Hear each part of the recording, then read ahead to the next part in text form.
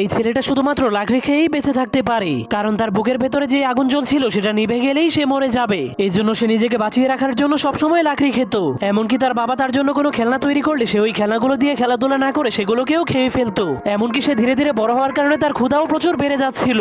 এই জন্য সে ক্ষুধা মেটানোর জন্য নিজের ঘরের ফার্নিচার এবং ঘরের চালকেও খেতে শুরু করে দেয়। কিন্তু একদিন যখন সে ঘরের পিলারকে খেতে শুরু করে তখন সেই পিলারের মধ্যে ফাটল ধরে যায়, যার কারণে পুরো ঘর ভেঙে তার উপরে পড়ে যায়। কিন্তু তার বাবা অনেক কষ্ট করে তাকে বাঁচিয়ে দেয়।